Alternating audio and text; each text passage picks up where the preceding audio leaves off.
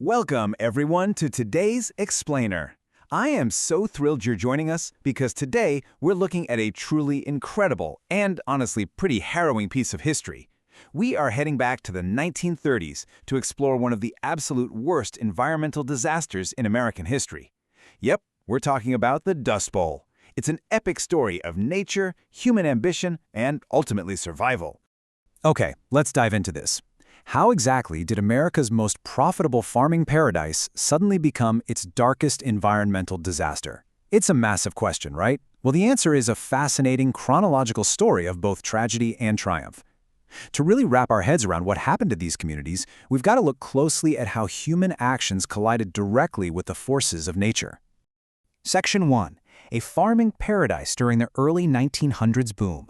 Back then, the Great Plains, spanning Oklahoma, Texas, Kansas, Colorado, and New Mexico, was a pristine region of rich soil and vast open land. For centuries, deep-rooted native grasses acted like a protective blanket, beautifully holding that rich topsoil in place. But then, World War I happens. The global demand for wheat absolutely skyrockets. Farmers were highly encouraged to grow more than ever before. So, to chase this unprecedented prosperity and those big wartime profits, they brought in brand new tractors and heavy machinery, and they ripped up thousands of acres of that native grass. They literally destroyed the very thing holding the earth together. Which brings us to Section 2, the perfect storm, and how nature strikes back. Because, as you might guess, that farming boom simply couldn't last forever. The early 1930s brought a severe drought that dried out all that unprotected soil. Let's move to the timeline and see how this builds, because the disaster really grew steadily over decades. In the 1910s, you have those native grasses being rapidly removed. That leads straight into the highly profitable farming boom of the 1920s. Everyone thought the good times would roll forever. But then, we hit the 1930s, and a severe drought strikes. Rainfall drops dramatically, crops fail, and without moisture, that suddenly loose soil just dried right out. This set the stage for a climax that would alter American history on April 14, 1935, a day forever known as Black Sunday. Section 3. The Black Blizzards. When daytime turns to darkness, it's here we see the terrifying phenomenon of powerful winds lifting millions of tons of topsoil into the air. So, the crucial point is the sheer, terrifying scale of these horrific storms. When those winds swept across the barren plains, they didn't just blow a little dust around. They launched millions of tons of topsoil straight into the sky. These were the black blizzards, giant, terrifying clouds of dust stretching for miles across the horizon. They were so massive and so dense they could completely block out the sun. It literally turned daytime into pitch-black darkness. The visceral impacts were absolutely agonizing. Just imagine the daily misery.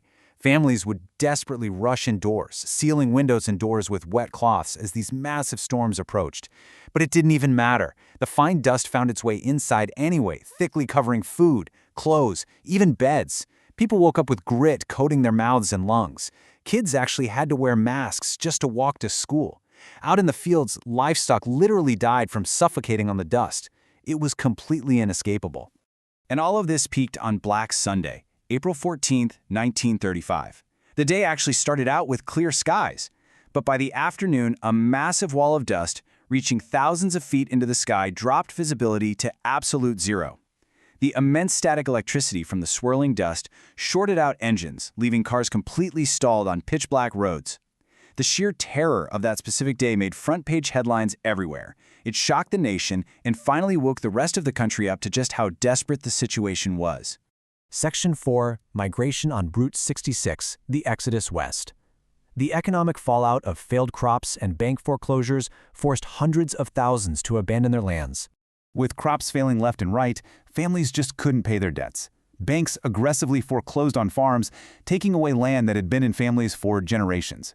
Faced with a ruined landscape and absolutely no future, folks from hard-hit states like Oklahoma, Texas, Kansas, and Arkansas packed whatever meager belongings they had into old clunkers and hit Route 66, the famous Mother Road. They were heading primarily out to California, desperately searching for jobs. But tragically, when they arrived, jobs were incredibly scarce. They found painfully low wages and ended up in temporary camps with profoundly poor living conditions. This immense hardship was immortalized in literature, which gave the rest of America a deeply personal window into their struggle. John Steinbeck's famous novel, The Grapes of Wrath, helped millions of Americans truly understand the human cost of the disaster. By telling the gritty, emotional story of one family's forced migration, Steinbeck made the staggering suffering impossible for the rest of the country to ignore. Section 5. Government Action and Recovery. Healing the Land. Fortunately, the government stepped in under President Franklin D. Roosevelt to tackle the massive soil erosion. Now, what's really interesting about these steps is how practical they were. Experts stepped in to teach farmers specific conservation methods to stabilize the soil. First step, rotate crops to keep the soil rich and resilient. Step 2, plant windbreaks to heavily reduce soil loss. And step 3, the government literally sponsored planting millions of trees across the Great Plains to act as massive natural barriers against those relentless winds. And the amazing part? It actually worked. By the late 1930s, regular rainfall finally started returning to the parched plains.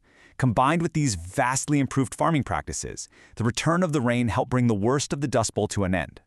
Human ingenuity, matched with a little mercy from nature, allowed the heavily damaged land to slowly but surely recover.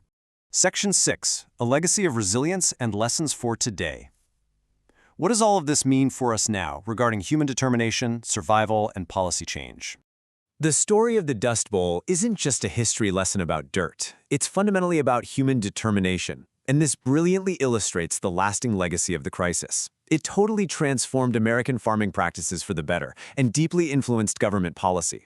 But most importantly, it serves as a stark warning. Pursuing short-term profits without environmental foresight can lead to absolutely devastating long-term consequences for everyone. So it leaves us with a big question. Are we heeding the lessons of the Dust Bowl regarding short-term profits and environmental management today? Nearly a century later, those terrifying dust clouds remain a powerful chapter in our history, completing an incredible arc from tragedy to triumph. I hope this explainer gave you a clear look into how this disaster happened and exactly what we learned from it. Keep this question in mind as you look at our modern relationship with nature. And as always, keep learning.